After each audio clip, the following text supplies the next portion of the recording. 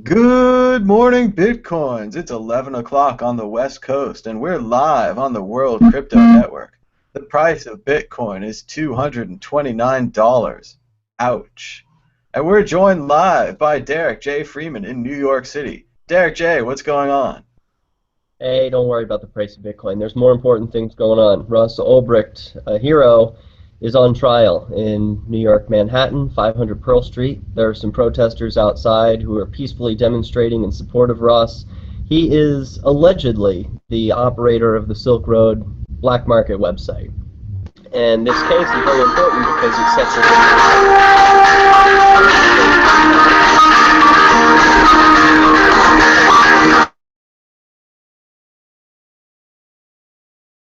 Looks like we're receiving some technical interference there. It looks like Derek might have gotten a call on his cell phone while he was talking on the internet on his cell phone, only on an Android device. But as Derek was saying, the Silk Road trial begins as protesters rally round alleged mastermind, Ross Ulbricht.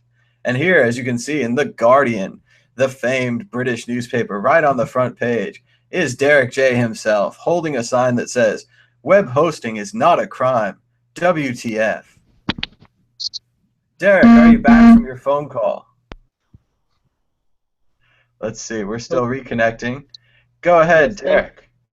thank you for bringing me back on. Yeah, I was saying that Ross Ulbricht is allegedly the operator of the black market website Silk Road, which, if he's not, then he's an innocent man who should be set free immediately. And if he is, then he's a hero because he's made the world a safer place by bringing the black market online and bringing customers and drug vendors to a place where they can interact safely rather than back alleys. So I think this is a very important case, not only because this man hasn't caused any victims and he's in jeopardy of losing his freedom, but also because this trial can have far-reaching ramifications for other businesses and websites.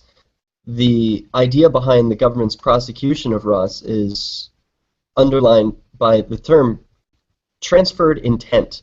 What they're resting on is that though Ross isn't alleged to have sold drugs himself, operating a website where other people sold drugs involves him in the charges of drug trafficking.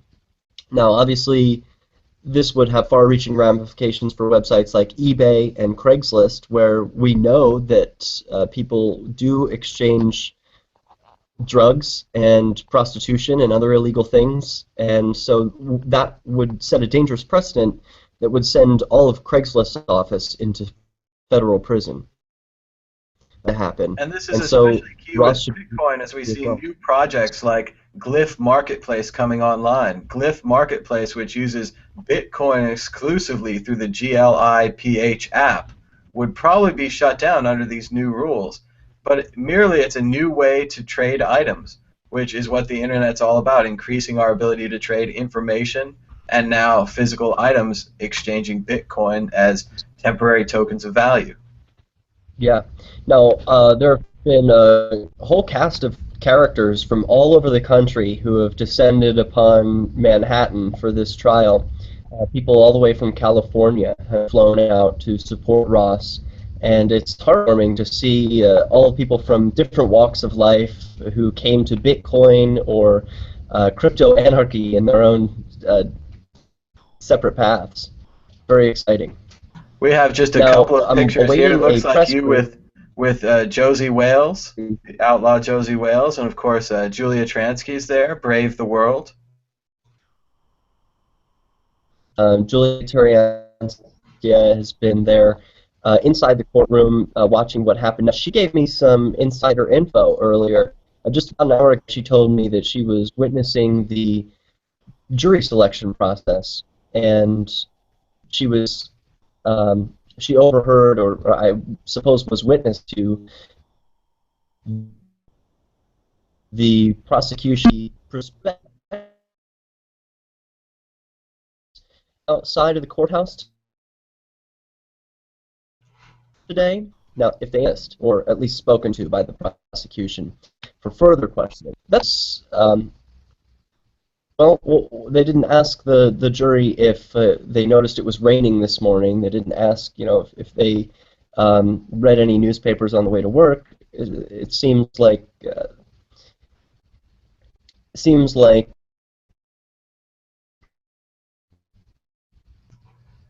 Looks like we're the having a bit of interference getting to the Derek in New government York, is but it trying to. does sound like he said that the prosecution during jury selection was focused on whether or not the potential jurors had seen the protesters outside holding the signs. So if you have been exposed to a protester's sign, perhaps it says a man shouldn't spend the rest of his life in jail for building a website, you might not be qualified for that jury anymore.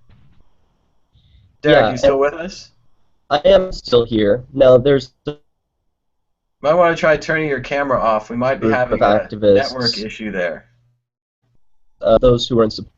Okay, there are some separate activists who are advocating for jury nullification and informing jurors of their right to decide based solely on their conscience, not the law.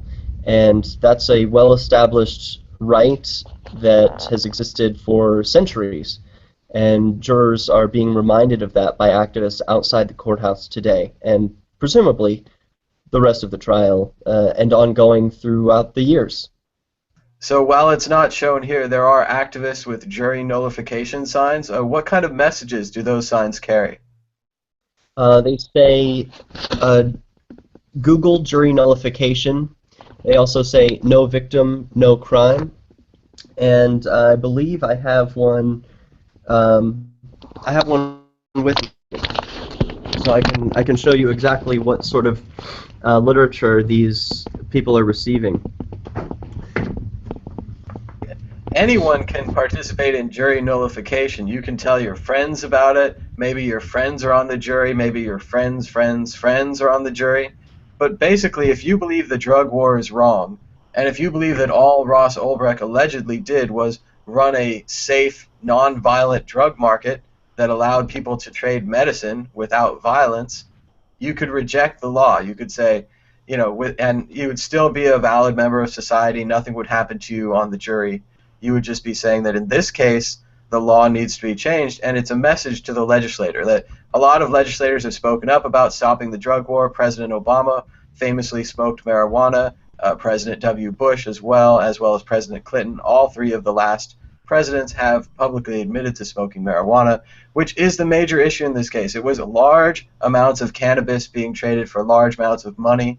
In this case, it was Bitcoin. And that's all that's really different here is there was no violence, there was no guns in this system.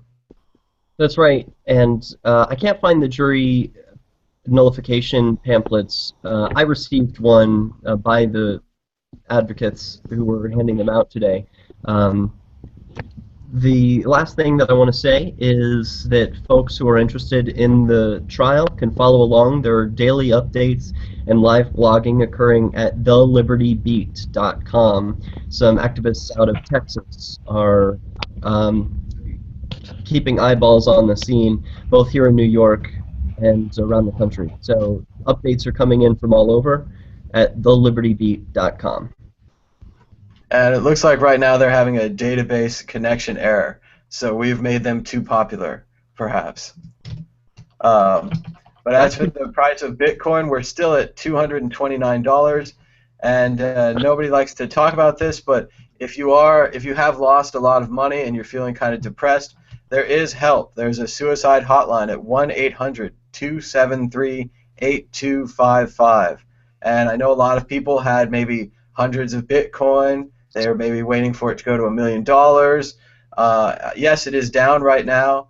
It might come back up. I mean, I had thousands of dollars in Bitcoin, and now I have a few $1,000s in Bitcoin. So it's sad for me too. But I'm just going to hold on through this thing. I like Bitcoin. Maybe when it gets really cheaper, I can buy some and double down on my position. And maybe you can too. We should all basically be getting jobs, having secondary forms of income, borrow a little money from your folks. Things will get better here. 229 is low, but no one should get that low, right? So, Derek, we're about ready to close it off here. We'll be coming back again later, hopefully, for new updates. Yeah, I'll give another update after the press briefing. That should last until about 5:30, and maybe I'll even be able to do a live stream from the press briefing, although I intend to appear there as a protester, so it can be difficult to do both at the same time. That's good, because we would like to see some footage from the street. How's the temperature out there? It looks very cold. It is frigid here. It is very windy and sub-zero temperatures, I believe, well, Fahrenheit. So I think it's something like 20 degrees. The wind chill has to put it below zero. It's very, very cold. But the activists are not deterred. They are still outside. They're having their pictures taken and they're smiling.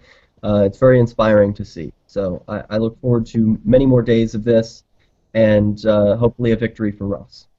That's great to hear, and we'll keep in touch with you there at the courthouse in New York City where the Ross Ulbricht trial is underway. Until next time, bye bye.